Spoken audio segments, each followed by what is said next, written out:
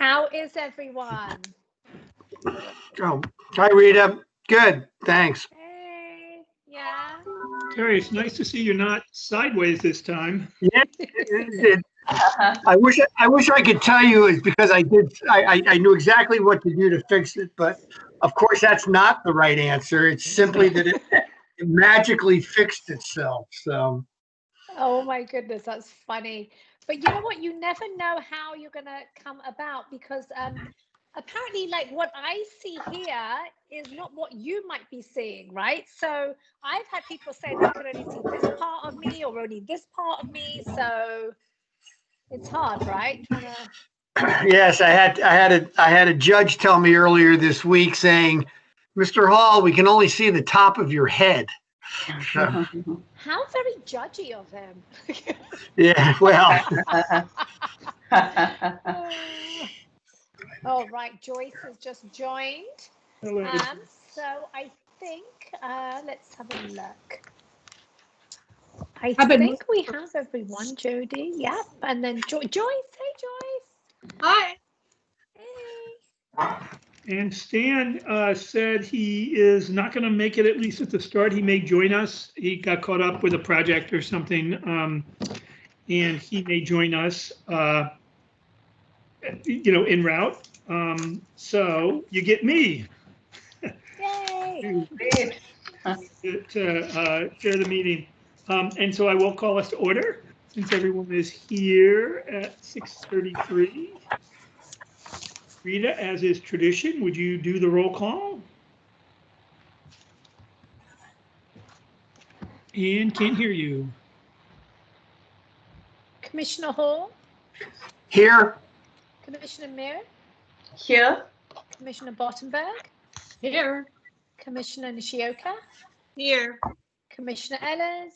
Here. And Commissioner Gunno is not here. So I'd like to ask everyone to stand for the Pledge of Allegiance or sit. Then you have to adjust, right? So, right? I pledge allegiance flag of the United States of America and to the republic for which it stands, one nation, under God, indivisible, for liberty and justice for all. Thank you, Mike, for the flag.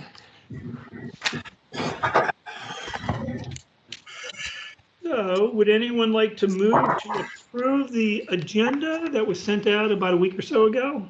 Okay, Joyce will. Okay, Joyce moves. Any second? Second. Okay. I think I saw Nushima. I heard Terry, but I saw Nushina, so I'm going with Nushina there. And all in favor? Aye. Aye. All opposed? Motion passes. And then the minutes. Let's just go ahead and take care of that before we move to public comment. Would anyone like to move to approve the minutes? Of course. Is that Joyce? Yes. Okay, Joyce. Second? Second. Okay. Actually, I wasn't at that meeting, and it says I was there. So. Good. Yeah, that's any changes, discussions? Oh, sorry. That's okay. No, that's where we are. So perfect. Jody was not at that one, correct? And same thing as last time, and I think there was a reason for it, but CJ's not even on the commission now.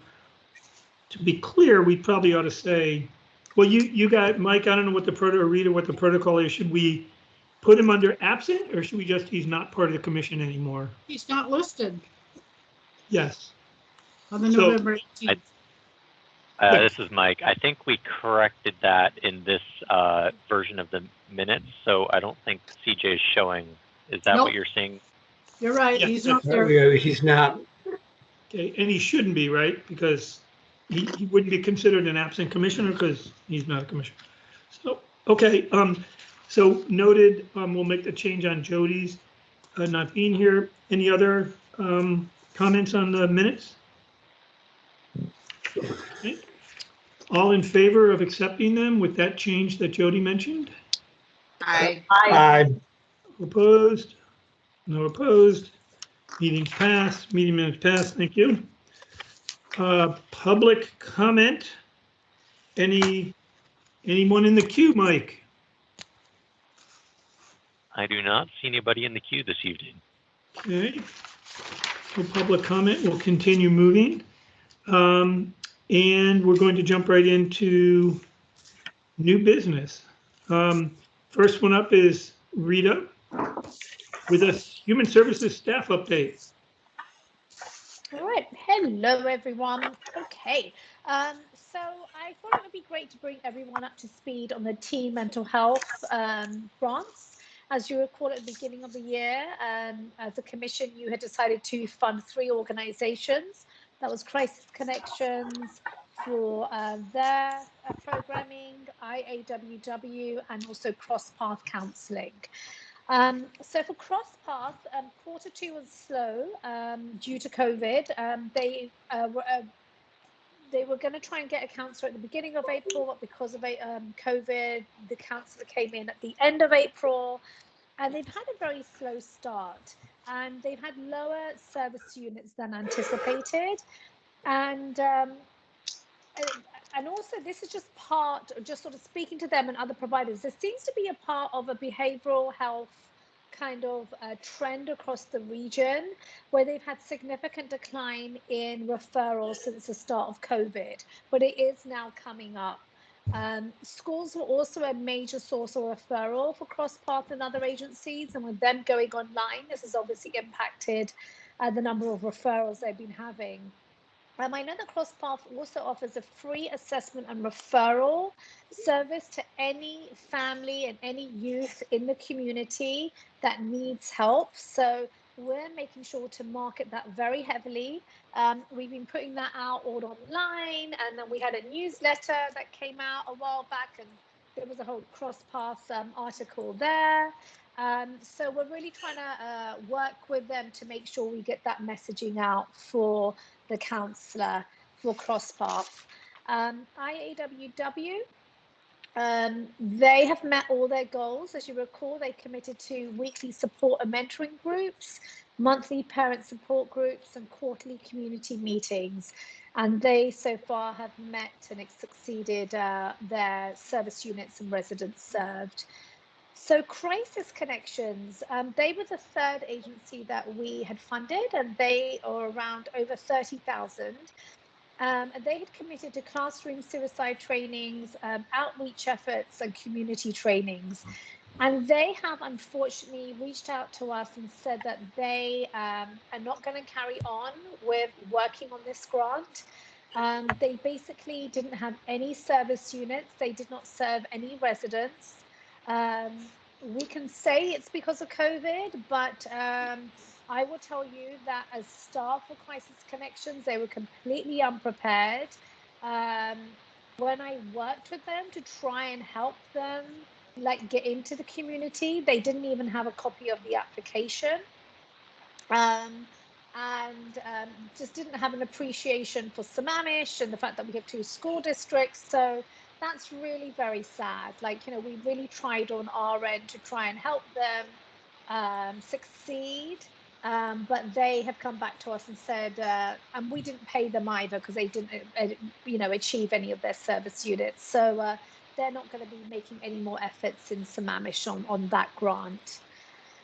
As far as quarter 3 reporting goes for the regular human services grants, of course. Can I just have a couple questions, comments? Because this was obviously a big undertaking for us. We put a lot of work into it. Yeah. Yes. So 2 quick things on CrossPath.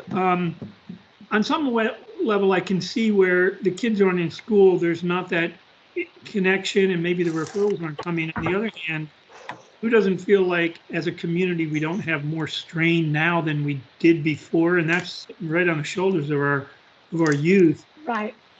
Is there anything more that comes to mind that we could do to get the word out there? Because it sounds like we have capacity, but we're not as connected as we would like to be with the kids that need it. Right. So we've sort of talked about that. So we did a ton of messaging, a few months back, and Mike and I, along with Sarah, the clinical director, have talked about whether that messaging is making people feel like it's only available for people that maybe have that need free healthcare. And so we're trying to sort of market that as this is available to all, irrespective of the irony, if you have insurance or you don't have insurance. And then also specify that there is availability.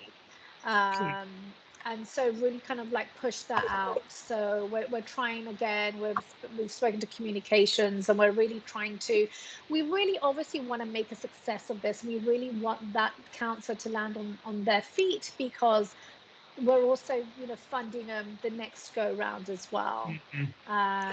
So, yeah. Has there been any communication with the schools directly, the school district directly, Yeah. for them to help in getting the word out? Yeah, that's a great point. So they have, in the time where they haven't been busy, they've done a really good job of connecting with schools and other agencies and community organizations. So I know on their end, they were going to do another push on that angle, because they are closely aligned with schools. So yes, they were going to do another push there. Is there anything you could send us and tell us if this would be something that would be okay to do? The language or the speaking points that even in our kind of sphere of influence, whatever, that we could send out. Absolutely. Because I would love to do that. Obviously, Yes. we want this. We know this is what's vexing is we know the need is there. If anything, man, that kids are under duress.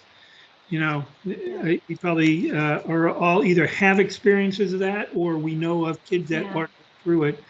And I'm just wondering how we could help push this a little bit. Absolutely. So Mike and I worked, and we've got this blurb. So as soon as you guys are chatting, I'm going to send that off to you. So Perfect. Please, spread it onto networks and let them know. And it's interesting because anecdotally they are seeing an increase, but they still have capacity. And interestingly, OCD is a big thing now amongst youth. And the level of OCD kind of ideation and leaning. So I don't know if that's pandemic related, but that's just what I'm hearing anecdotally from the clinical director. And go ahead. Sorry. No, please. The Crisis Connection, not shocked, a little disappointed, because recall they said, give the money to CrossPath for 2 counselors, and we went through that whole thing, and this we had high hopes for. You learn as you go. What happens to money? What is that, like something we can guide or somewhere else, or how's that? So Rita, that's very interesting. Yes, sir. Rita, did they have the texting service, and was it Crisis Connections? So Nishina, I'm going to go on to that. So this, for this Crisis Connections money, that's for do you remember the teen mental health RFP we did at the beginning of the year? We gave them a one-off amount of money. That's for that. But I am also going to talk about Q3 reporting, and they're going to come up again about the texting and everything else, because there are issues there. So those 2 separate things. But yes, we funded them there as well. But yes, it is very disappointing. I agree. And as far as excess money goes, I'm gonna send it over to the money man himself, Mr. Mike Sugg, to answer that question. This is a similar situation to where we were. I think it was last year, where we had some money left over from our baseline 2-year grant program at the end of the year, just because in any given grant year we don't fully reimburse providers typically, because there are just some that don't completely meet their goals for one reason or another. So you'll recall that part of those teen mental wellness grants that we gave out at the beginning of this year were partially funded by carry forward of unspent grant funds from the previous year. So we're going to end up this year with some unspent grant dollars in our professional services account in the Human Services Department. And so it's certainly possible that we could make the case to council that when the carry forward process comes around in spring for the budget, we could request that those dollars move from 20 to 21 and be allocated to a different purpose. But just this year, we're kind of coming down to the wire as far as time goes. So I don't know if we'd necessarily have time to redeploy that in 2020. So it moves to I think May of next year is when we do carry forwards. Okay. Thank you. Okay. Any other? Sorry. Go ahead. Yeah. Thank you. That's enlightening and helpful. So, And then I was going to talk about a few other grants as well, Tom. But yes, if you have any other questions relating to the team mental health grants, please. Terry, did you have something? I was just going to ask, in terms of redeploying assets in these carryovers, is that within our discretion? Can we go ahead and make those decisions ourselves? Is that something that has to go through council, or just as the new kid on the block, how does that work? Yeah, so for carry forwards, that is a council action. So basically, when that process rolls around, each department kind of makes their justifications for why they need to move that money forward. In many cases, it's for projects that ran from one year to the next where they didn't foresee that happening, so they need the money to continue those projects into 21. In our case, we could make the justification that the money was allocated for this purpose, it didn't get spent, and so we'd like to put it back towards other, teen mental health resources or something of that nature. Yeah. So that is something that council will have to approve. Okay, thank you. Okay. Any other questions on the team mental health before I move on? Okay. So Q3 reporting, just the regular human services funding. Just a couple of things I would like to bring to your attention. So the YMCA, as you recall, we'd allocated them 35,000. They were like our #1 recipient last go around for a counsellor. And then the counsellor left in Q1 of 2019. And we haven't paid them since then until Q3 this year. We have finally paid them a quarter, like 8,000 something. So they have a counsellor, they finally have service units. So we were able to pay, for Q3 for YMCA. And then there's also another organization. Sorry. So wasn't that for youth as well? Yes, it was. Yes. So they were able to find folks to serve youth counseling, one-on-one counseling in the third quarter. So what they've done is that let me see. So it was very little youth counseling. It was more training and workshops and outreach. Okay. So just wondering. so they did a lot of that sort of service. Okay. So that's what it was on. And then also another organization, and I hate to bring Crisis Connections up again, but Crisis Connections, we fund them in 3 areas: 211, Crisis Line, and Team Link. And Team Link has seen virtually no service units this year. We've had a total of 19 youth served by Team Link, and last year it was 1,003. Oh my! So I know it's there's some stuff going down in Crisis Connections, and I've heard this, right? But so not only us, but the other 4 cities fund Team Link: Kirkland, Issaquah, Bellevue, and Redmond, and Sammamish. So then at the end of Q2, we met with staff, and I met with them along with Alaric and Redmond to express our concern. And the staff didn't even have the application yet again, and didn't even understand what the service units were. We know because of COVID, they normally have teams that come in, and I get the fact that they couldn't have teams come in because of COVID, but they've reassured us that they would have licensed professionals stepping in to respond to phone calls and texts. Guess what? In Q3, nothing. In Q3, they had no service units. So I was nominated by my peers to write a share email to the executive director to say, listen, kindly, but what the heck's going on? And now they're saying they're going to do more outreach, but this is very concerning. And I want you to know that I have advocated and keep on saying this is one of the only services that we know for teens. And I said this to the executive director and staff. The City of Sammamish's commission believes in this program very strongly. We have a very high number of teens. This is one of the few services available to teens, and we strongly advocate and believe in this program. And yeah, it's just very, very concerning. And so I'm keeping an eye on it. You know, They I have, met with we staff know in of quarter staffing. two.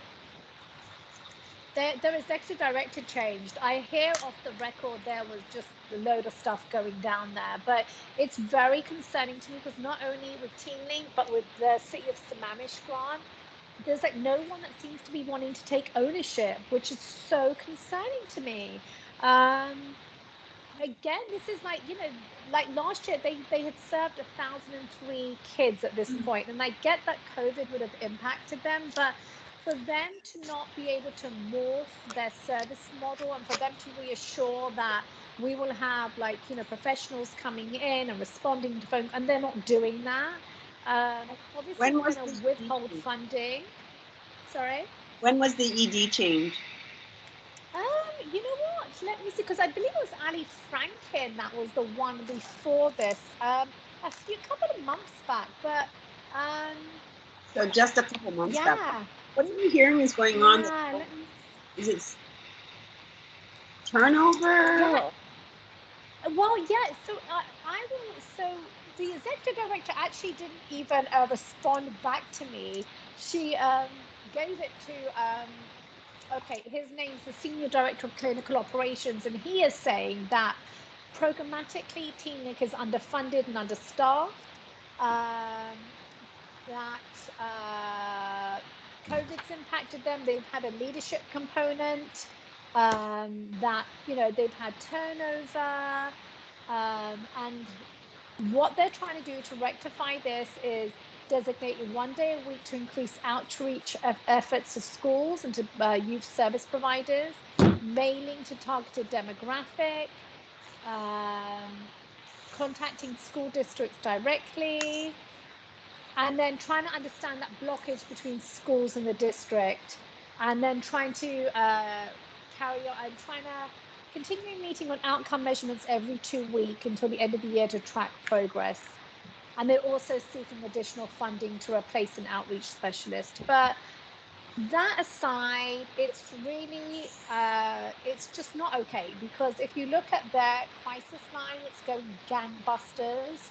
And as is 211, but the crisis line is through the roof for them. And that's very concerning to me, because what is happening with the teens, that, you know, like, why aren't they doing more? And it was very disappointing when me and Alaric, my peer in Redmond, and a couple of peers from other cities, we were talking to staff in quarter two, and let me tell you, they were kind of a little bit belligerent, and it was like, and then I had to say, do you have the application? They were like, no, and they didn't even look sheepish, and they didn't even know the service unit. So then I was like, it was very, like, you know, I had to be the bad cop and be like, well, do you know what the set? And yeah, it was just, it was very, yeah.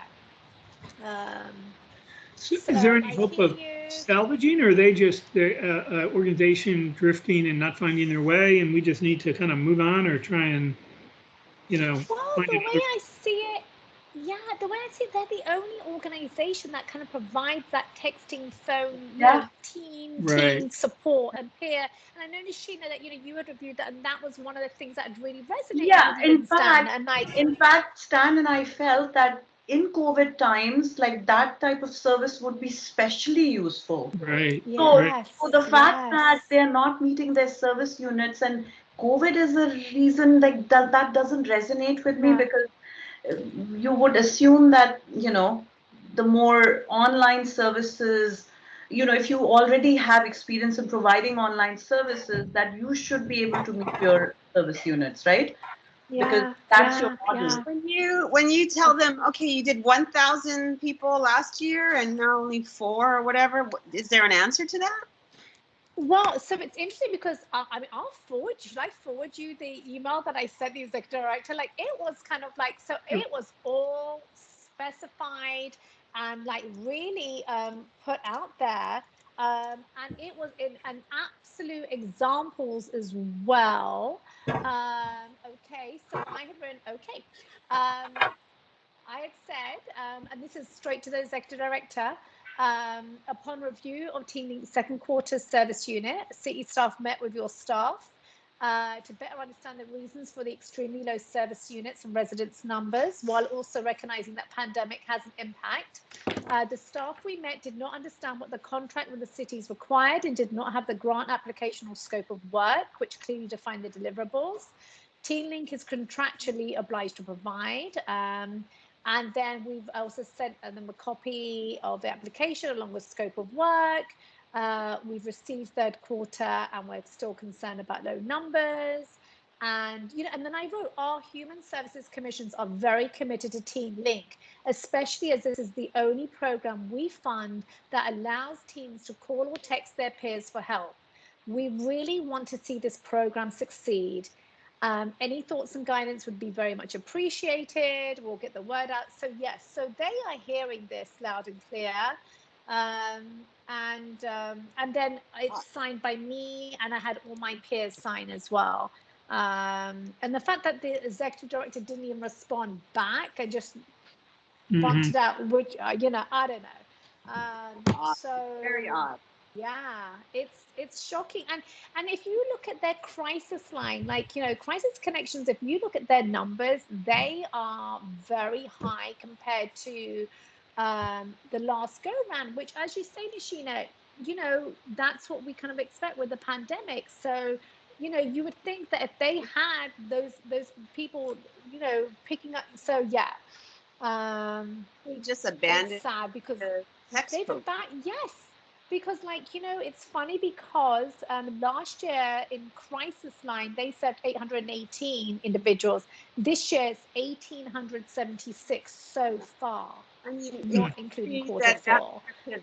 It could be that that's their pivot, that they're seeing the numbers going. To give them the benefit, the best read on this is that their regular line, that line that went up to 1,800, is incredibly overwhelmed and busy, and they're demand, and so they're shifting and putting staff there.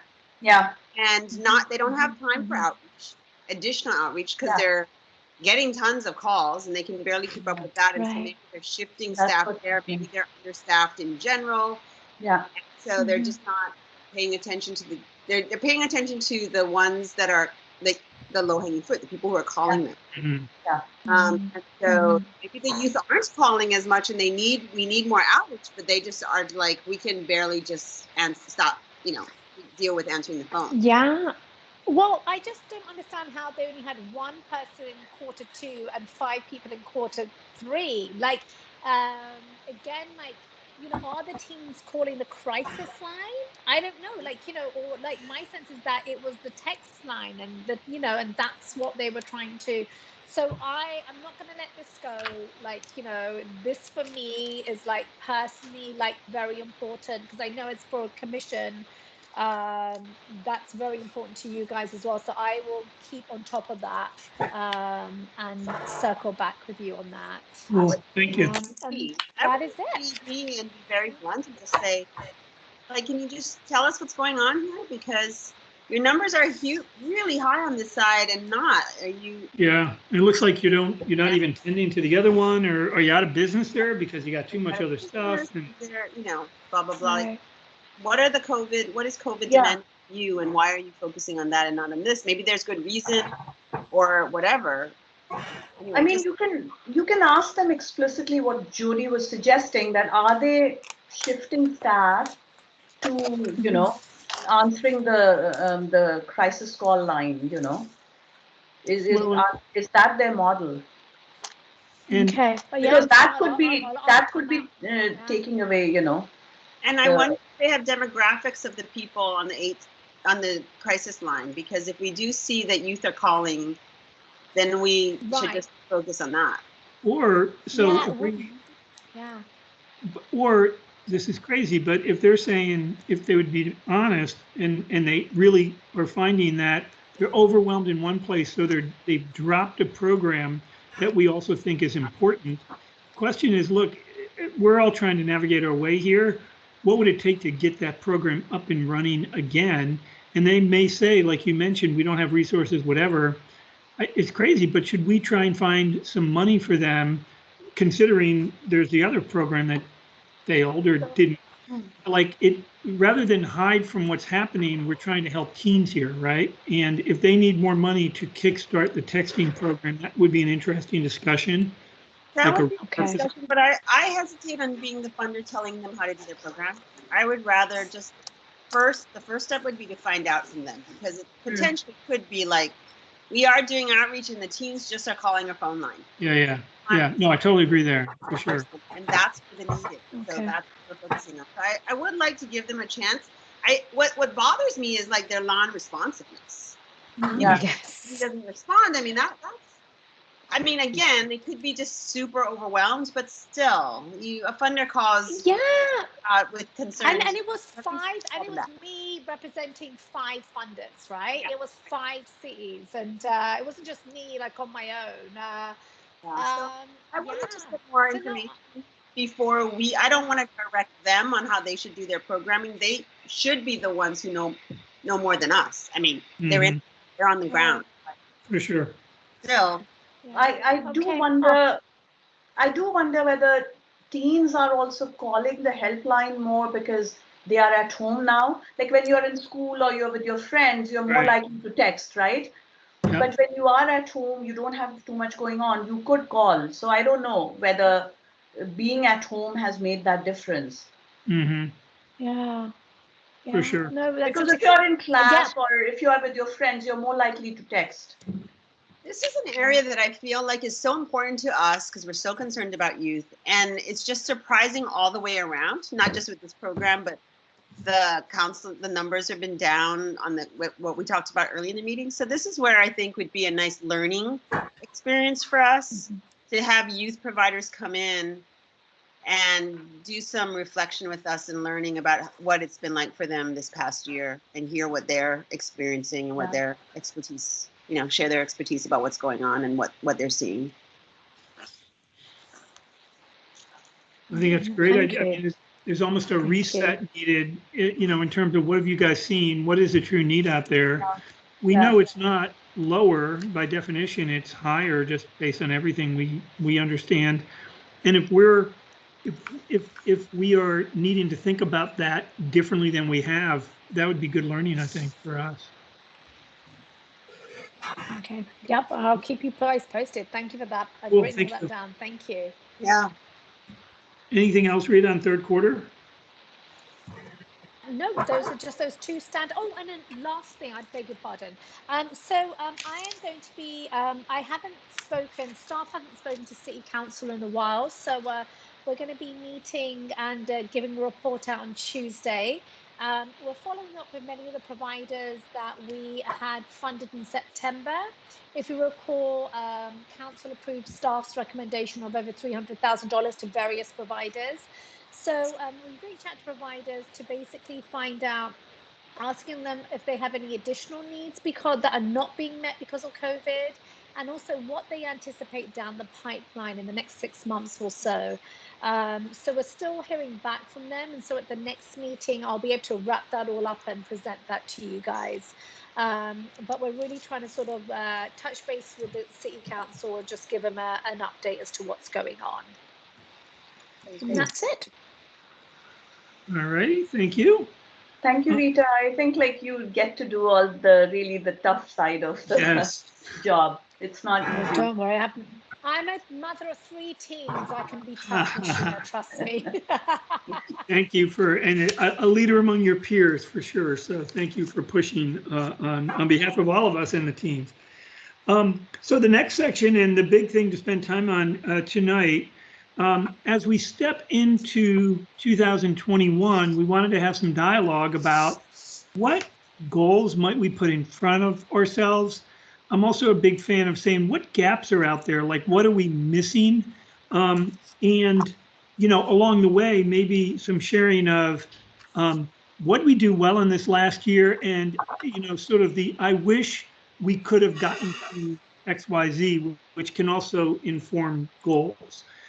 So as an approach to handle this, I know several of us have been able to send stuff to Rita. I haven't seen, with the exception of Carrie that copied everyone, thank you. I haven't seen what everyone has sent.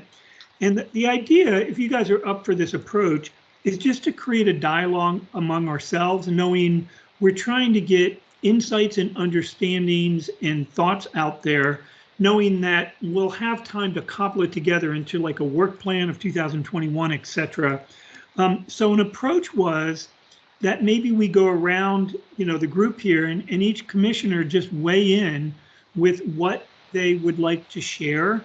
And if you haven't had a chance to actually put something on a piece of paper, honestly, we all have worked well, together long enough that just share top of mind what you believe the goals for the commission should be in 2021 and any gaps that you might see we have in front of us.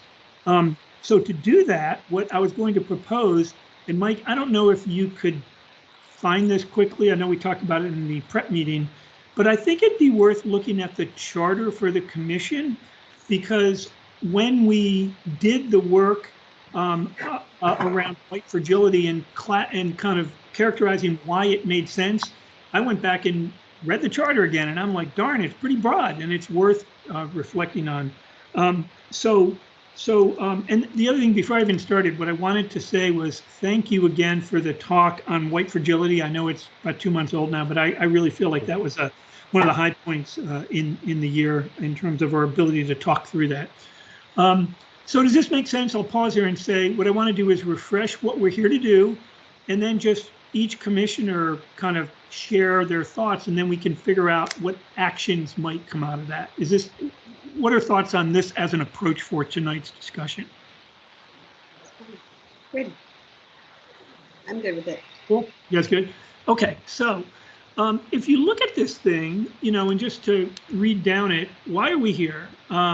Make reports and recommendations. We're here to provide insight to the city council, and the council, and by extension, the city of Sammamish, is relying on us to be, you could argue, the most informed group in the city relative to the broad scope of human services.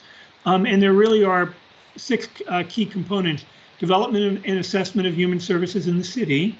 Feel like we're learning, but we're not as completely informed as we'd like to be. Second would be, number 2, just their determination of priorities of human services needs within the city. So de facto, the grant process kind of pushes some of that prioritization, but that's also up to us. The third would be evaluation and recommendation on funding requests. Of course, that's every other year, and we just finished that. That is not in front of us in 2021 unless we have an off year situation like we did with youth mental wellness, but that won't be the dominant work we do. Fourth is review city actions which may affect the availability and quality of human services, and these are all very wide open in scope. 5 is coordination with other groups in human services, planning agencies and organizations to pursue the goal of cooperation in the planning, funding, and delivery of human services. So the idea is connect with our peers and connect with kind of sister cities where it makes sense. Now we rely on Rita a lot for that, but maybe we could do a little more of that ourselves. And then finally, and this is the big kicker for me, is the commission may provide recommendations to the city council on emerging issues and concerns related to human services. So I feel like we've played that role in some important ways over the last year, but that is an ongoing expectation and requirement. So before we go into commissioner kind of input on goals for 2021, any comments as you kind of read through and reflect on this again? I still think that we need to do more advocacy with the city council. We're just sort of hearing things after the fact. I think we need to be more involved up front to know what the conversations are. And I also think that because our work survey was 3 years ago, that we need to, sort of take another look. There's been lots of changes since then. Mm-hmm. And we'll just capture these thoughts and probably do some kind of summary. So just like let it kind of come forth in terms of your perspectives. But I hear that, Joyce, for sure.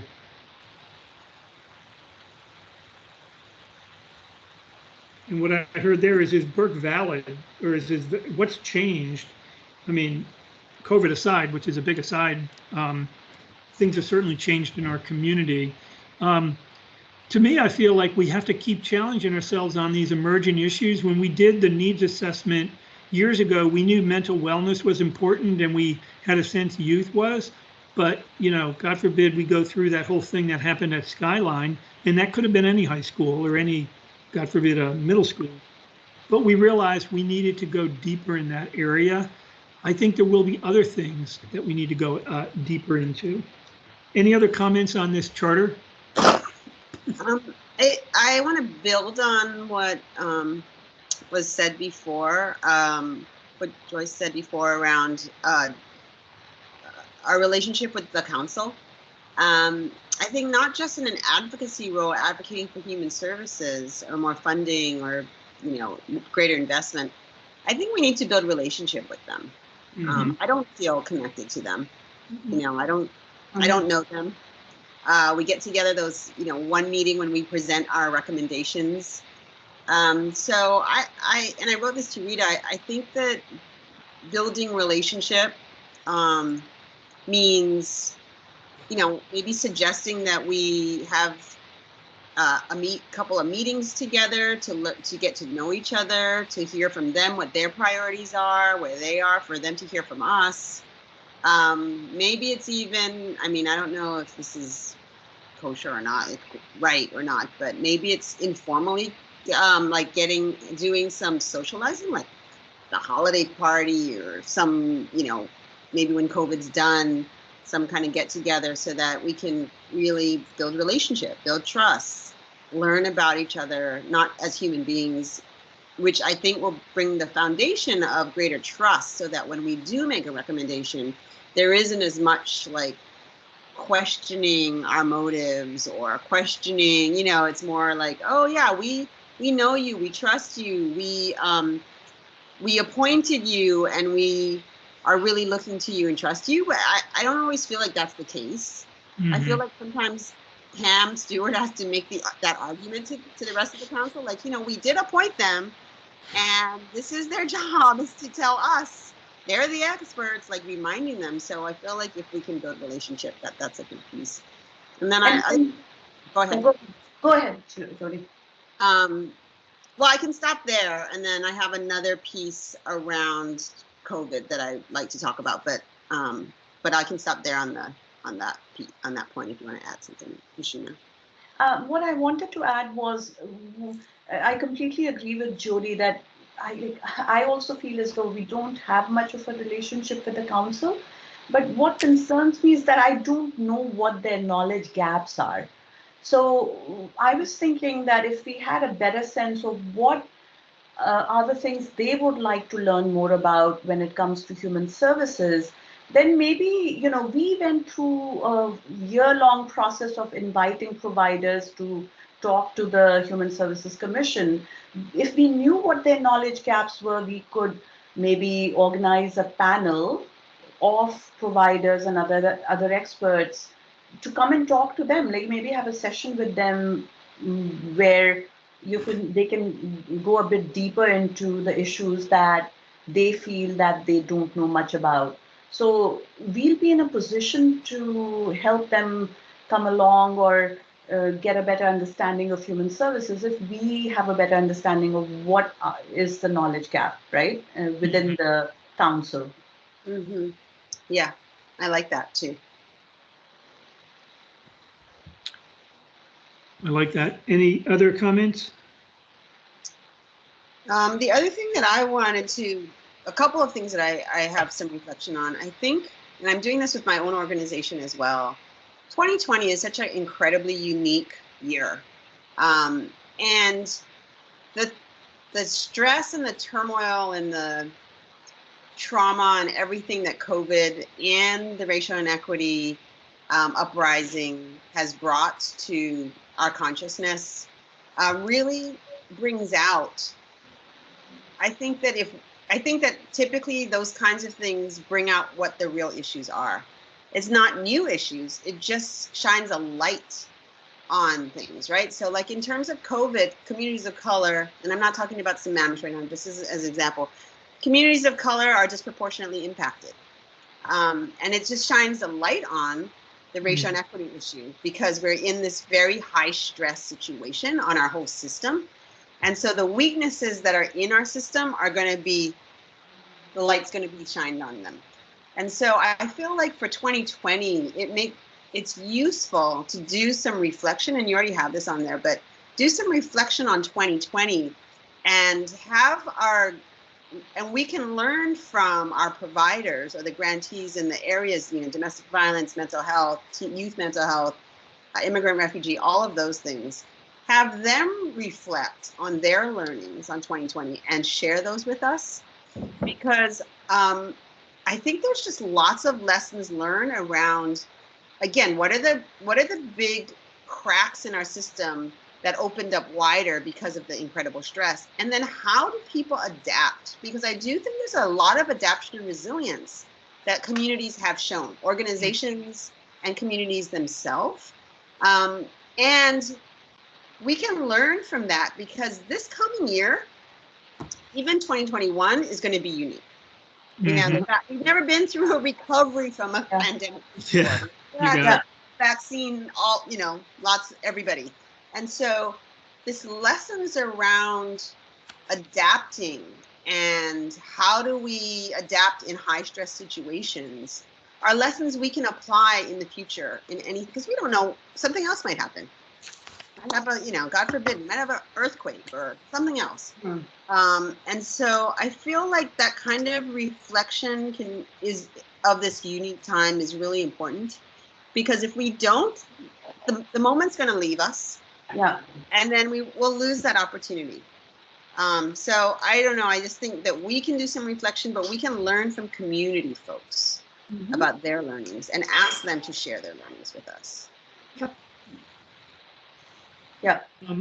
So building and linking these two, I love the concept of leaning in and better understanding the council, and not so much what they want us to do, but what their knowledge gaps, what their concerns, what they want to learn more about, even as we hold the banner of we want to learn more about our community. In another time, we might even divide and conquer and say, go have a coffee with your council person and begin to build that. We can figure out what that might look like now, but I 100% agree. To this point, it's been a lot of prep, and look what the preparation we've done, look what we know, look what we're recommending. And you have to kind of force your way in a little bit so far, because there isn't that shared experience and trust with the council. And we could help ourselves and them by building that. I know they get hit with lots of different things, but we potentially could be the group that we build those collaborations and alliances such that they lean in and are more ready to say yes than not when we bring something to them. The other thing that strikes me is, we've had some success asking for more money, but it seems to me our job shouldn't just be about asking the council for more money. This has got to be informing. It's got to be about leading. And to a point I want to bring up a little later, when you look at the charter, it's so broad, you can't possibly do everything at once.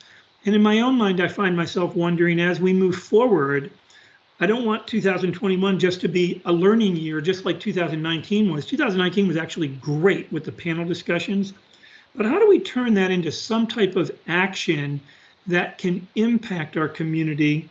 And maybe each council, each commissioner has a specific area that calls to them, and they endeavor to own that a little bit, versus just everybody doing everything together, which will still obviously be commissioned. But I find myself wondering, is there an opportunity for us to lean in a little bit more on areas that we have particular kind of interest and passion in?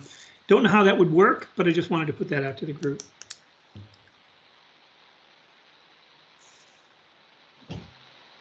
So, anything else on the charter? Terry, you're not going to let you be the new kid on the block. And by the way, you're only going to be the new kid for like another, I don't know, 45 days or something. So, and when you look at the charter, Terry, and you have clearly, this has been a funny year for sure, but what do you think and how do you react?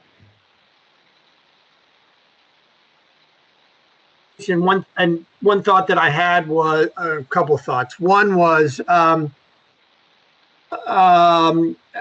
you said that the council gets pulled in a lot of different ways, and that's true. I mean, I would have a lot of sympathy for that.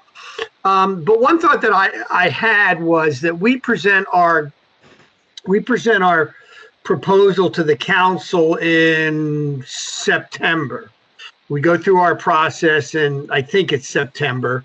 But one thought is to try to schedule some time with the council, say in the spring, to say, council, here we are about to engage in a review of many grant applications, and we are organized around these 5 areas, but for 2021, we, the commission, have identified what we think ought to be priorities going forward. But before we launch into that process, we'd very much like to hear from you what you think, what you're hearing in the community, what you're seeing in the community, what you think the priorities are, what you would like us to focus on.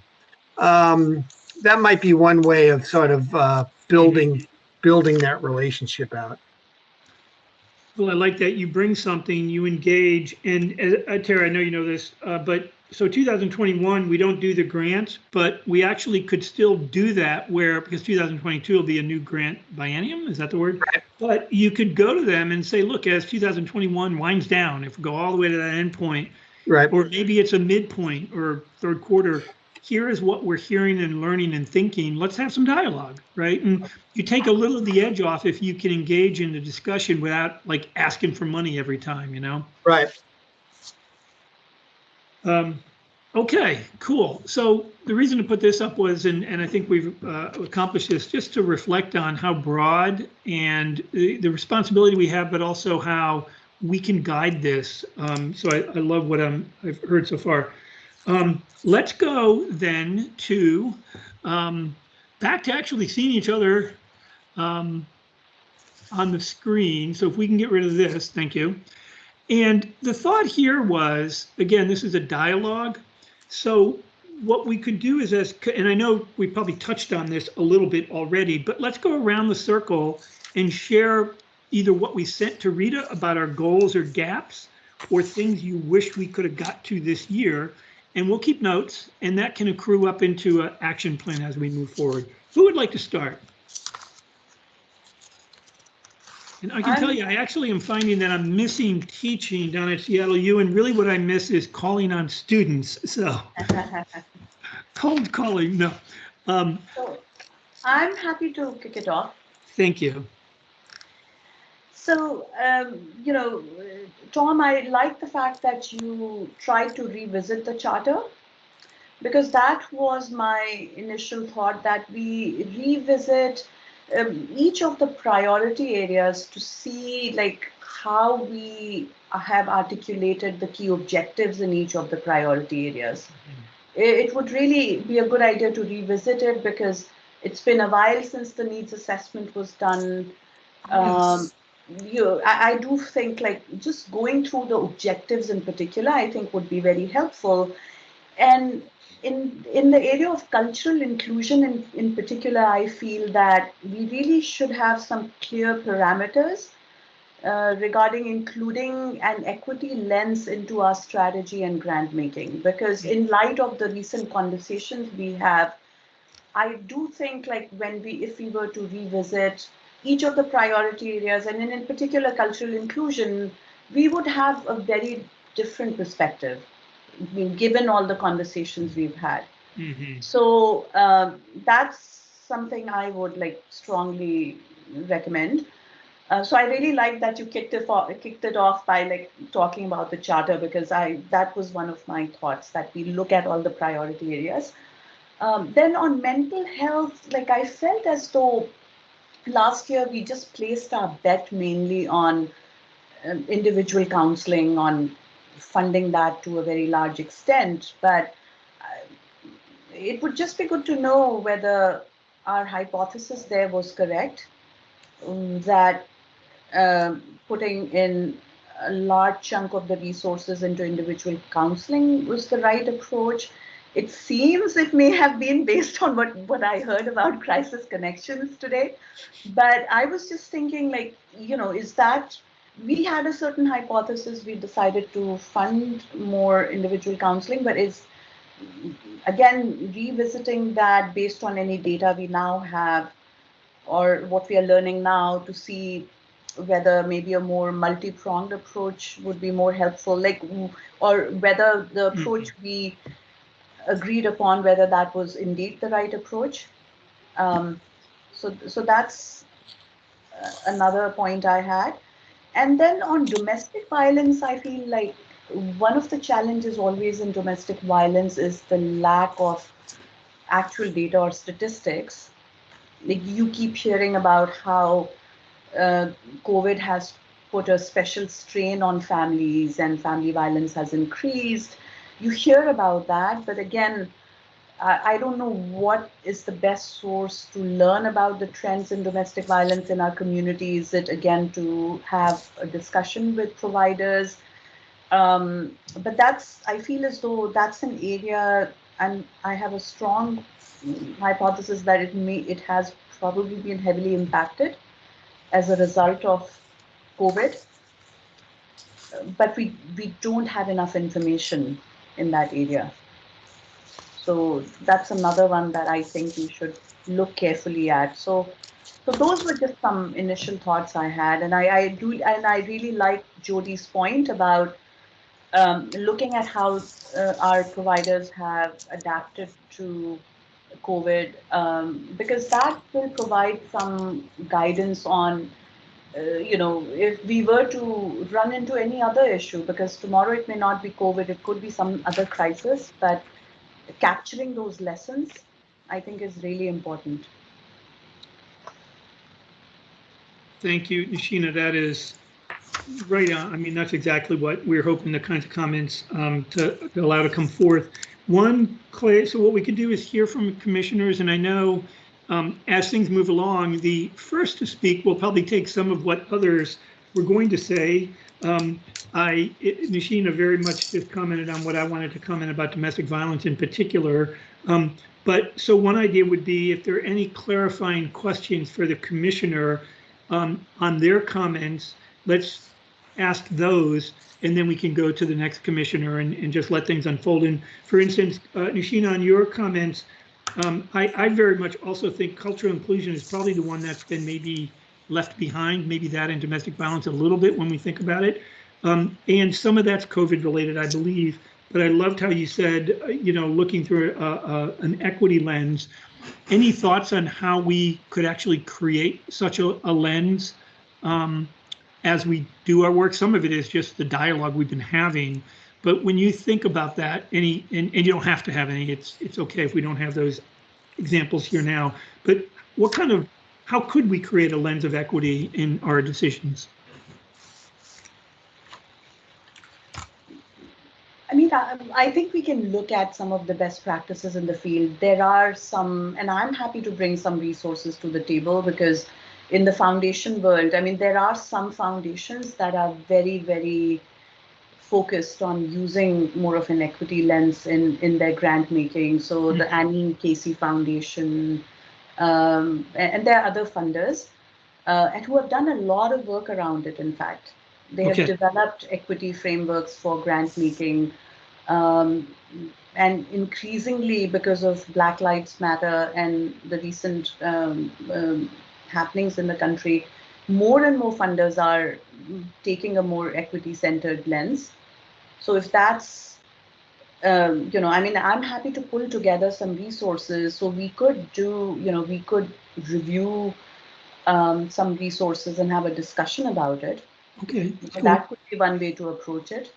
Love that. Well, let's just capture that, and what we'll end up doing is having a whole list of comments and potential actions, and then we can decide where we want to move. But I thank you. That actually creates some clarity as well for me. Cool. Any other questions for Nishina and her comments before we move on to other? Okay. Who would like to go next?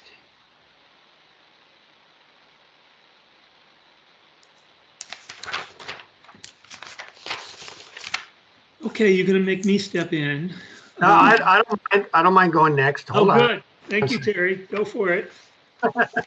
Well, and it partly because it's a little easier because I've sort of tipped my hand. I responded to Rita's email and I think I copied everybody on it. And as I was thinking about it after I sent the email, in terms of where were the priorities, I really do think, to echo comments of others, that that the impact of the pandemic, even with the good news we're hearing about a vaccine, are going to linger well into 2021, and I suspect into 2022. And so I think that our focus needs to be on addressing the issues arising out of the pandemic. And I mentioned housing, food, and mental wellness. And as I thought about it, I thought of the overarching concept is the idea of insecurity. I think we ought to be focusing on the fact that within the city of Seattle, it's not visible Sammamish, it's not visible like Seattle, but I believe that we have food insecurity, we have housing insecurity, and we have mental wellness insecurity. If I had to rank those, I'd probably put the housing first, the mental wellness second, and the food insecurity third. Although that's just a gut feeling on my part. But I think that for the city of Seattle, my sense is that the housing insecurity will have the greatest impact when they lift the moratorium on evictions, as the job market slowly comes back and people are facing stress in their housing situation.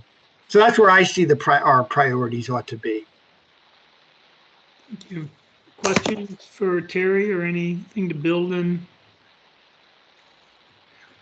What has nagged at me in these areas for quite a while, particularly relative to Sammamish, is how do we find out what the true need really is? Because these are like hidden factors. And here in Sammamish, 68,000 people, statistically for sure, several thousand are worried about food. And yet I even know from my time with the food bank, they're challenged to step forward. But is there a way, for instance, of making it easier for them to get food because it's there, right? Housing is, you look around and say, well, big houses, everybody's good, right? Well, they're not. And so I just want to put out there, how do we even get underneath this? And there is going to be a cliff for sure of evictions or whatever. Hopefully that doesn't happen. But any thoughts on that? Well, I would only echo that because he's probably heard me say several times in my comments. I said my sense is, my right. Feeling is, my gut tells me, but that's not based on any empirical evidence that we have. It's just a sense that I think it's there. And I'd be interested in if Rita had any thoughts in terms of how do we go about identifying that. I think the St. Vincent de Paul Isabel Community Services, the reports that we're hearing from them at the moment is almost like at a standstill because they're waiting for the big ball to fall from the sky. Yeah, so that's one of the things that we're thinking bringing to you guys, if that's an interest. Like rental assistance is just a hot topic right now because the moratorium's ending at the end of the year. That means that, and I'm assuming that the governor will extend it, but they're still going to have to pay that back rent. And what does that mean, like, for evictions? So yes, I think that's very real and When it happening here in Sammamish. when it comes to our federal government, using the word government and assume in the same sentence is always a risky proposition, I suspect. I want to just add on the housing and the insecurity around food and housing that I do suspect it's going to be a big issue, because I think the recovery is going to take a while and all this stuff that we already know. But I do think there is some lessons, again, we can learn from the experts in the field, right? There are folks who are in housing and homelessness and in that field, and I'm sure that a lot of those experts have been reflecting, have data, and it might not be specific to Sammamish, but I don't think Sammamish is special. I mean, I think if we're going to see trends probably nationwide, statewide, in Seattle and on the east side, it's probably going to be very similar for us. So I think that there are people out there that has this kind of information. There's probably some data that's being collected in terms of how many people are now, is rental assistance gone up? What's the percentage that it's gone up, and things like that. So I would agree that, again, that's part of the lesson learned in 2020, looking back at COVID and how has COVID affected the community and how have providers responded, and the folks in the community who are working in these fields can share some information. But I agree with Terry. I want to build on Terry's point around that insecurity, and that there are people out there who can give us information. So I think it would be wise to tap those folks to figure out who they are. And, there's probably some studies that have been done this year, or some short-term studies or data that's been collected. But I also want to build on what Nashina has already said. I think I agree with every point that she's made. I think race equity for sure, using an equity lens. I think in terms of being a funder, I'm working a lot now as an advocate in the community, working with funders, and there's lots of shifting going on right now in the funding world. At the city of Seattle, for sure, they're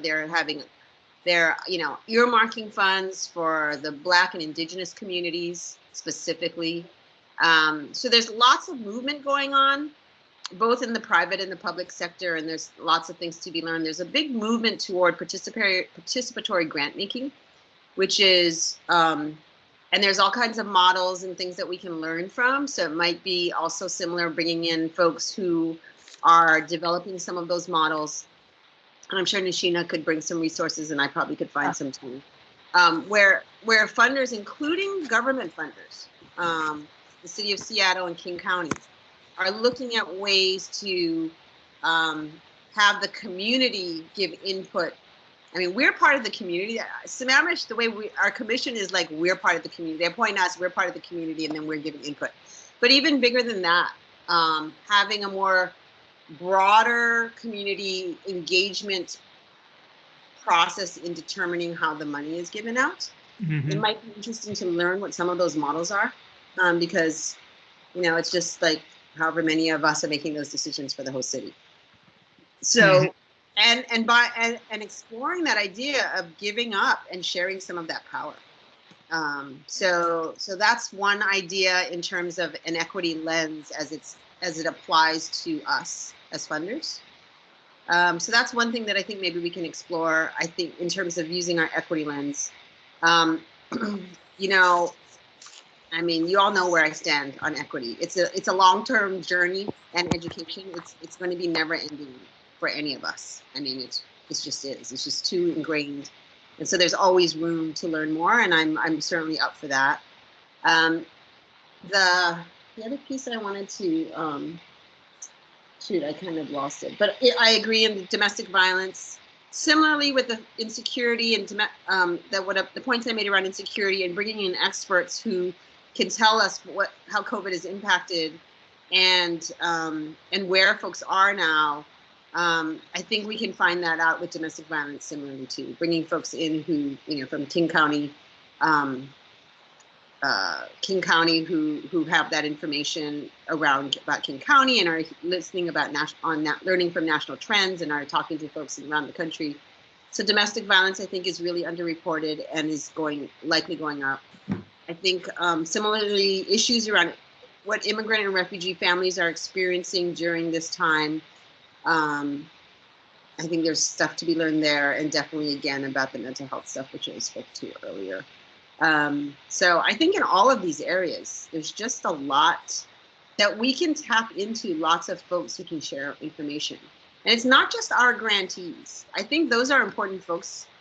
There are experts in this that we have access to. Yeah. It's part of the country. Sure. Really, there is, so we could learn from those. Thank you for all that. Two quick observations. Connecting the dots here a little bit is the concept of how do we connect and activate the needs and the resources, meaning there is underneath the shiny veneer of our community, there are pressing needs, and there are people that either don't know or are not motivated to get help. But what could we do as a way of connecting the dots with resource providers in some way? And that'd be an interesting discussion. The other thing is, building on what Terry was saying and kind of connecting some of what I'm hearing, is this concept of insecurity. Like, you could say the umbrella of insecurity is kind of going to could be a governing insight for us for the coming year or 18 months. And underneath that, there's insecurity in housing, food, mental wellness, certainly domestic violence. I mean, if you're struggling with that, what could be more insecure, right? So this concept of how do we get underneath the insecurity that's clearly out there and find a way to activate people to do something about it, to help them. Does that make sense?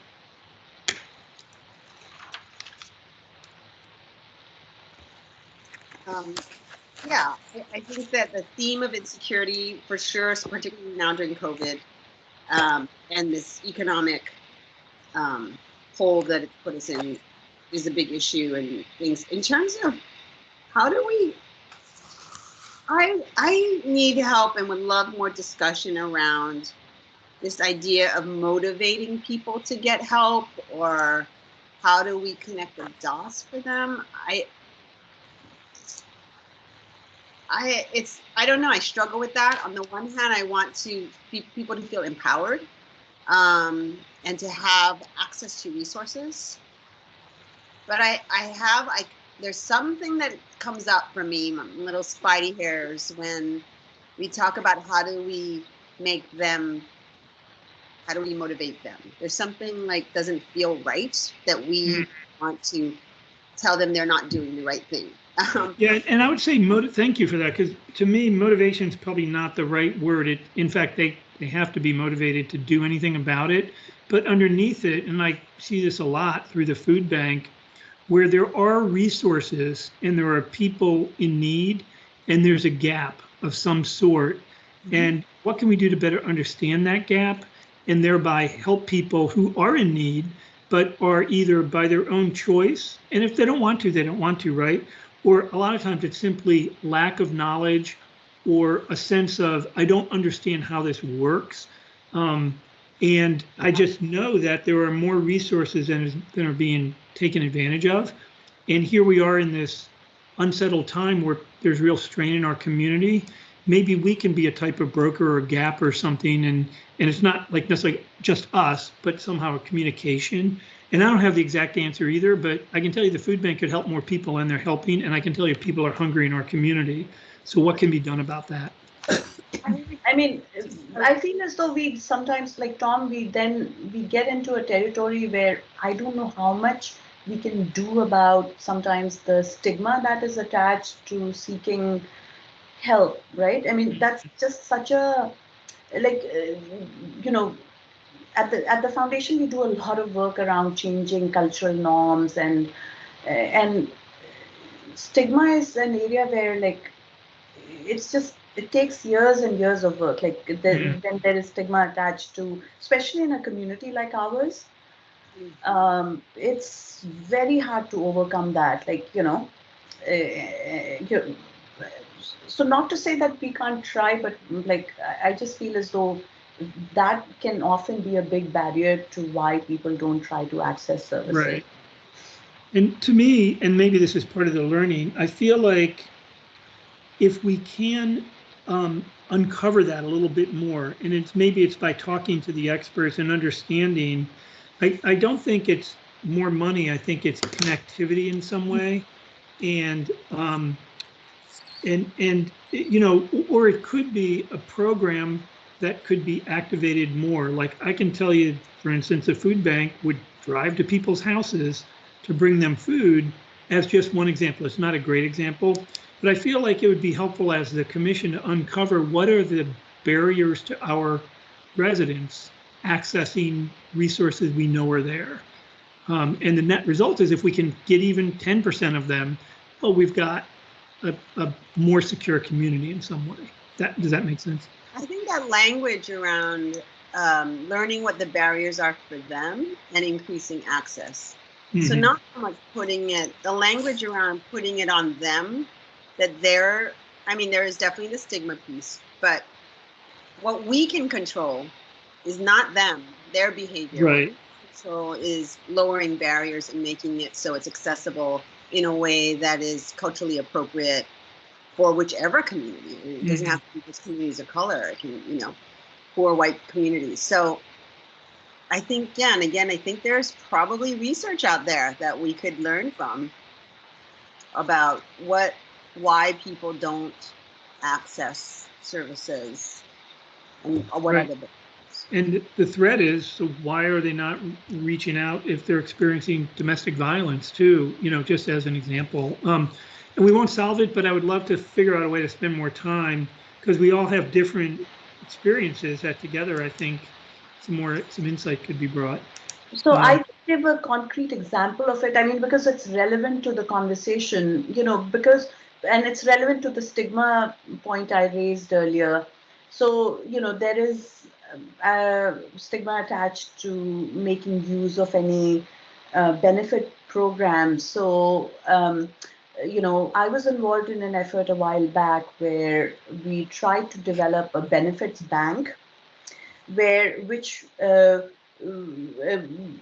we used community colleges as venues to host those benefit banks. And some of the outcomes we saw were really positive, because what we were hearing from people, and especially adult students who came from low-income backgrounds, was that going, actually being in a welfare line, just created so much stigma. Like it was just, that was a barrier for them. But when we had these benefit banks, like within colleges, there was just like you just by changing the location at which the service was provided, by framing the service in a different way, they really took the stigma away.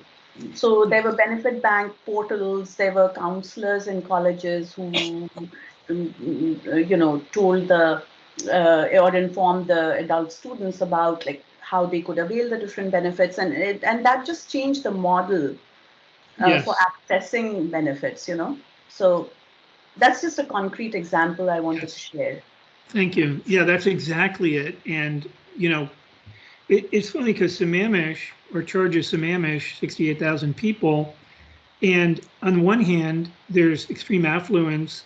On the other hand, there's pressure underneath with those families. And then there's also not everybody is experiencing that, affluence, et cetera. So we need to figure out a little bit more deeply. I like the point earlier that we did the Burke study and we acted on that, but is it really as updated as it could be? And Mishina, thank you for that, because that's a perfect example of what I was trying to get at. If sometimes there's a need and there's a resource, and you can broker it in some way. And then motivation is not a great word to treat. You can't motivate anybody. They have to be motivated. But that's a good example of how a service was accessed that hadn't been before, it sounds like. So, thank Sort of you. reminds me of the Pickering Barn when it has done those great big health work type activities where they've had probably 20 or so providers, but it hasn't been just out of health subjects. I mean, it's also more than just pen giveaways or pencil giveaways. The resource information is provided. There's takeaways. Of course, it means people have to go there. We can't do that nowadays, but still to be able to get the paperwork out there. Right. You know, I spent the last week or so reading the Burke report again, and then rummaging around Kirkland, Bellevue, Redmond, Issaquah. Rita knows, she got my 6-pager. But I was back to the implementation tables in the Burke and the things that we identified that we haven't done. And also some of the subjects, specifically, whether it's cultural or domestic violence or seniors or whatever, that there are some things that we could be doing. We haven't. And that's why I was speaking to advocacy, you know, really needing to, well, bring the professionals in to tell us what's the story now and how we move forward to be able to meet the needs. Because we know that domestic violence is up. We know the police can tell us what they know. We know what the crisis line will say, that number of statistics on those kind of questions, and LifeWire and all. Mm-hmm. We just need to be able to do something to get the word available in a non-threatening way so that people can take action. And if it takes money, that's beside the point. But right now, I'm talking about paper, getting the information out there, whether it's in grocery, the statements or some out of handouts, something like that. And that doesn't take much. We can remember, Jody, when you picked up that Bellevue resource thing when we were over there for that meeting. It's like, okay, we should be able to do that too and make that available, and not just making people come into a town city hall to be able to pick up something, but have it out there and available where people shop, where people drop by. Yeah. Joyce, would you be open to sending the 6-page thing you sent to Rita to all of us to read through? That could be. That'd be cool.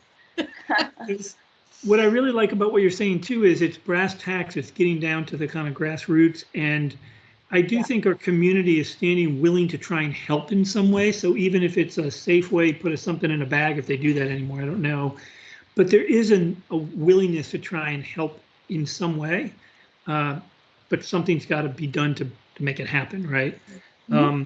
So yeah, that would be cool. Was there any other kind of big ahas? I have advocacy, and I love what you were saying. What else came to mind? On mine, I had mental health, wanting to know what was happening, and the report from Rita was absolutely fantastic as far as knowing what hasn't been happening and the whys of that. But how do we get around that, to move forward on it? And it's not just for youth. It's like, okay, people are hurting. I mean, whether it's depression, isolation, whether it's young, middle-aged, old, and I think of old as being 60 and over, and that's more than 12% of our population there, right, Tom? Jeez, Joyce. Yeah. I wouldn't answer that group. Yeah, and of course there was about 3 inches of senior center in this talk here too. How to move it, because once we can get past virtual, then what happens?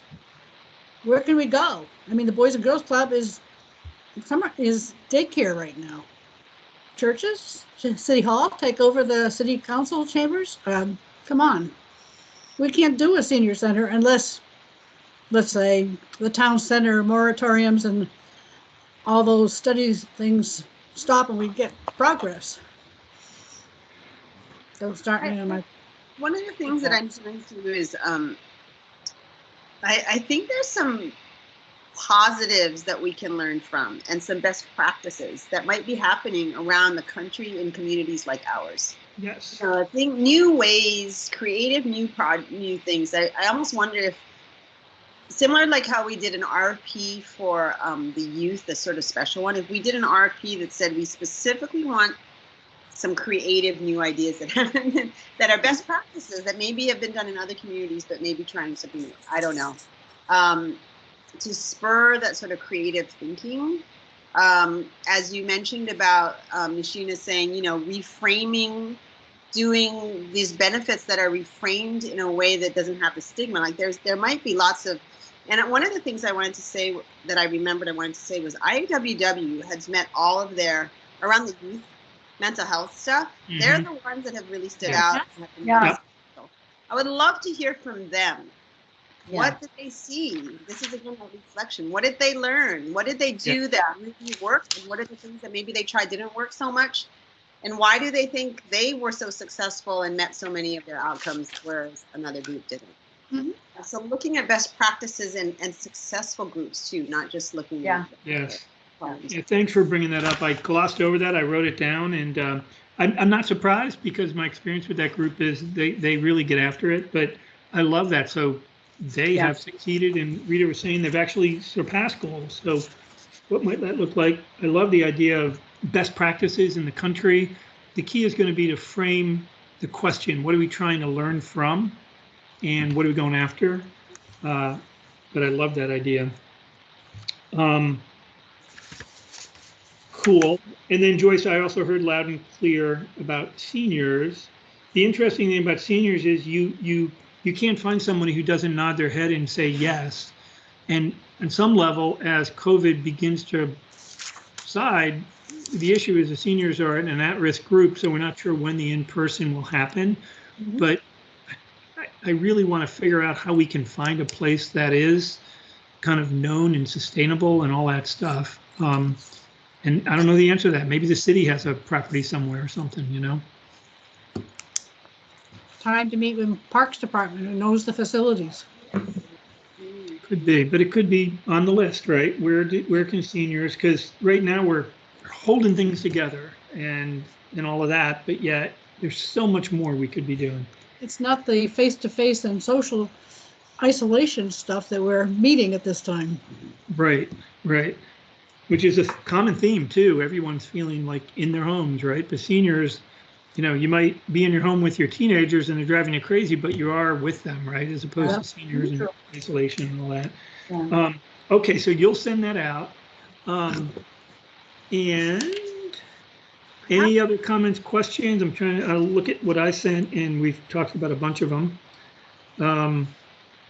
So what I framed mine up two different ways. I said, what are the driving questions for me? And the first one was, when considering human service needs in Sammamish, what do we not know? Like, what are those gaps? And I heard Nishina, I think, link that to what are the gaps of the council as well? What do they not know they would like to know? So we caught that. And then how do we answer that? You know, what are the gaps and how do we get the answer? And I'm also a big fan of whose help do we need? I'm convinced we don't need a lot of money because resources are out there, but who do we need to reach out to that can help us answer these questions? And then the final point under my questions, what are those emerging human service needs in Sammamish? And, you know, the big buckets are probably still the big buckets, but we also heard tonight, it could be teen mental wellness is showing up in a different way. And that's why the texting isn't as significant as it was, but the interactive is more so, for instance. But those are the questions I had. In terms of goals, I do think it's probably would be helpful to go back to connect with residents again. And so I have here clarify Sammamish needs. If you could ask every resident, what would they say? Now, the truth is it's hard to get residents to fill out anything. Honestly, if you put a survey, you're going to get 100 responses, which, you know, against 68,000, that's not such a good sample size. But I just put out there, can we re-engage to make sure we're really grounded in what residents really need? The next I have is address clear gaps versus a need assessment. I also called out cultural inclusion and domestic violence. I feel like those have sat on the side more than they should. The other thought, and I think I might have heard Jody mention this, but consider a community advisory committee for the commission. And that might be a group that will help inform us. We're supposed to be informed, but we're as informed as we are, right? What could we do to have a group that might be advisory to us. Maybe it's a quarterly thing. We could put a framework, questions against it. And then my final point is best practices from other local commissions, and you could extend that to parts of the country, but let's not reinvent, right? What can we learn? And a lot of what I touched on has been brought up, I think, but that's kind of how I was thinking about things. I have a question, Tom. It sounds like you're going to stay with us. Well, tonight is an important meeting because at the end of the day, I want to understand what it is we're working on, and I want this to be beyond just doing hard work and then begging for money, right? It has to go beyond that. It has to manifest itself in action and not talk. And we've done a lot of that. But then that's where I tried to bring this up earlier. Actually, Joyce and I had someone from the Arts Commission, and I'll come back to your question in a second, but we had the Arts Commission do a seminar, senior seminar. And what we heard from the Arts Commission was each commissioner, as they get their feet under themselves, take an area of art that they're passionate about, that kind of calls to their muse, if you will, and they drive programs in that area. So Margaret Rosenau, I think, is quite the photographer, and she does some phenomenal work in really cool ways. There are others, a gal who did the sculpture, that was her project. And I find myself saying, as a commission, let's do stuff, right? Let's not talk about it. And what does that look like? And if we're committed to that, not knowing how that shows up, I'd like to say I'd like to continue. If it's going to be a lot of talk, which I've never said that's what we're about, but it's not the best use of anybody's time if we're just always talking, right? So long story short, I'm leaning in, and I haven't finalized. I got to talk to my wife, but I like what I've heard tonight, and I love working with you guys. So that's what I know. Yeah, I could see that. I could see us maybe either in teams, doing research on. So if I took domestic violence or with somebody, do some research about what's going on in the domestic violence world, on a national basis, and see what are some of the new best practices, and bring that back. Yeah. And maybe find someone who has some new project or some leader in the community, maybe locally, but maybe nationally, who could come and zoom in. I mean, one of the things Zoom has done is in some ways it's put up barriers, but in some ways it's taken down barriers. Yeah, absolutely. Our local community, in ways that's not as difficult. So that I could see something like that. And I like this idea of teaming up rather than each commissioner lead on one area. I think there's something to be said for thought partnership. If two people are really passionate about domestic violence, they can accomplish much more than one person going out and out on a limb and trying to get information on domestic violence or resources. So I do feel pairing up. I like that. A lot of sense. And there's a neat camaraderie that builds in teams, challenging, just ideas. And then the truth is, we're volunteers, right? So you bring as much as you can, and maybe you pass it off. And I felt very much with this group, some of the presentations we made, it was really a shared thing where you bring what you got and somebody else step in and blah, blah, blah.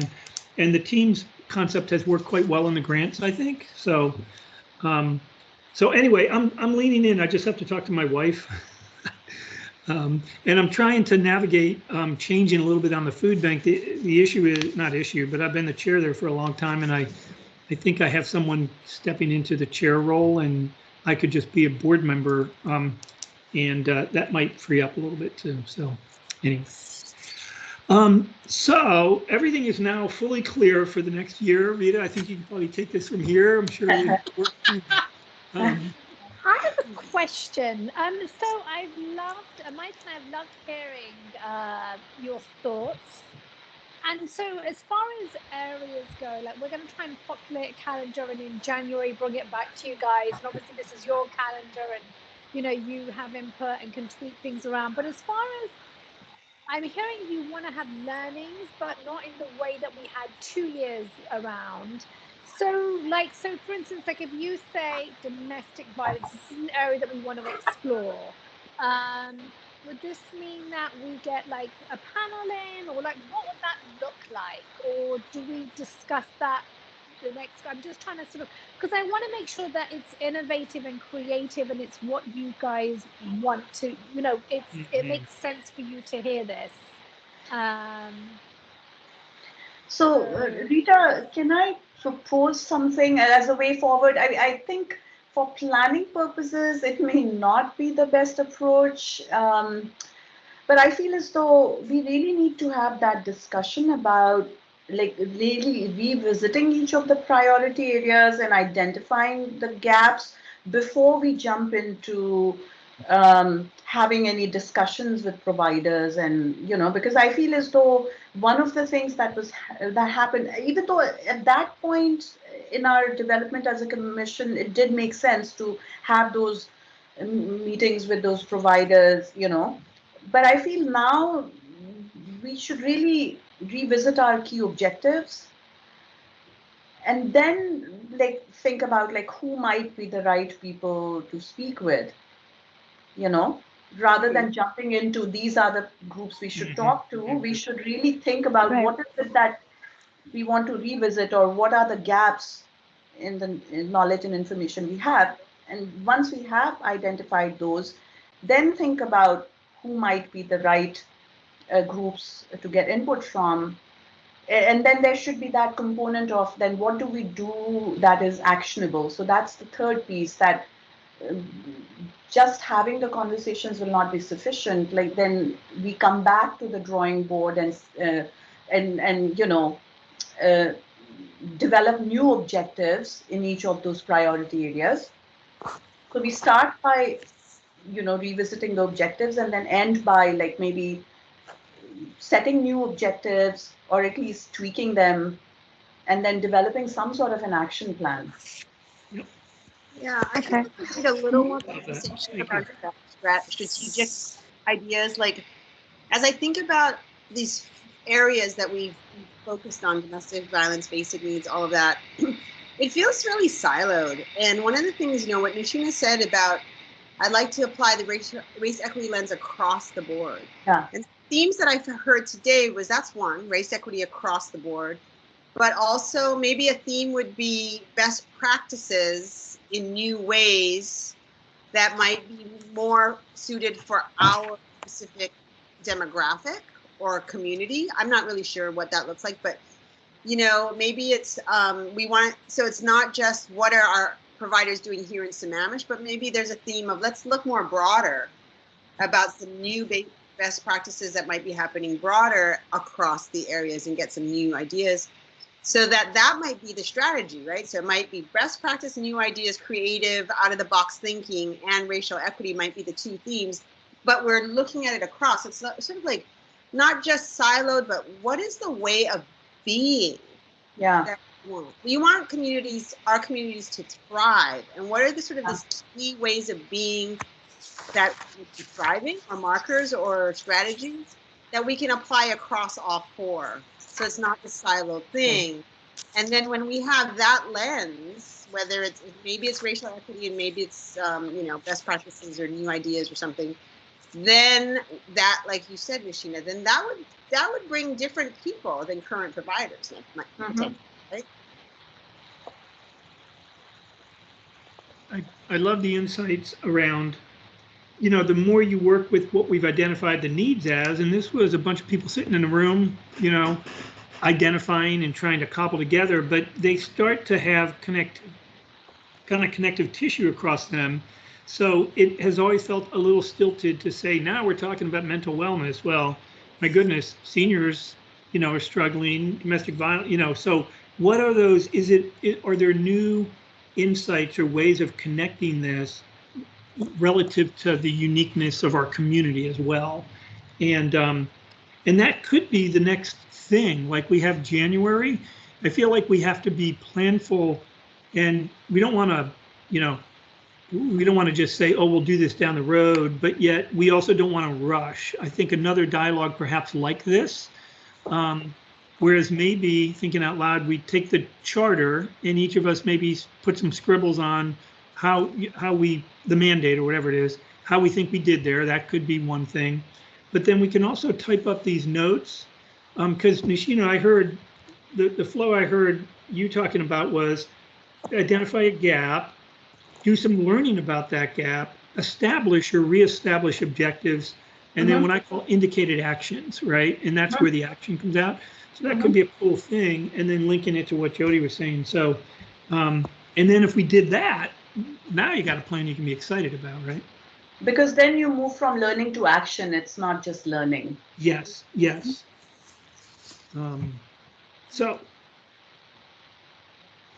So Rita, if you could summarize this and send out the action plan in the next week. No. We've all been scribbling notes, and Rita, I know you have. Maybe we could connect and cobble together notes. Joyce, you're anyone who has notes, if they could send them in. Joyce is a note taker as well. But I feel like what we want to do is summarize the insights tonight, and then the indicated action is what I just heard outlined. And then we'll figure out what that next meeting might look like. But it feels like we've definitely moved things forward. Can I just say, this is very exciting, just hearing you guys talk, and it's as clear as mud at the moment. However, I can kind of see, this is very exciting because it's not the same old, same old. I could bring a, hello, here's a group of people. I think you've done that. And I think it's like, okay, I'm sensing like we need to evolve. And it's kind of exciting just watching you guys work it out. It's fantastic. So thank you. All right, maybe we do a little round robin finish. Any final comments? Terry, do you want to help? No, I don't think I have any. I don't think I have anything else to add. So Cool. Okay, you feeling good about tonight? yes, absolutely. Good, good, good. Any other final comments? I personally feel like we've made some nice progress, and I thank everyone for listening and reacting and then collaborating together. It's exciting. Yes. Joyce, anything final? Cool. All right. Well, thank you, thank you. I'm psyched. You'll hear more. Thank you. We hope Thank you're you, guys. excited, Tom. We need you to be excited. Yes, yes. Well, I'm seeing, did somebody show it? Was there something in chat? No, yes? Like something? Oh, we're now learning. I'm now learning. I hope your dinner was nice, Jody. Yeah, did you see me eating? Oh, no, no, I know this is a tough time if you're working all day. It's you gotta, nutrition's important. So, all right, well, thank you very, very much. Rita, any final, or Mike, any final comments? Nothing for me. All right, cool. Thanks, guys. You all have a good night. Good night. Right. Happy holidays. Take care. Thank you. Happy holidays all. Happy holidays. Take care. 2021. Yeah. Everyone. Bye. Take care. Bye-bye. Bye.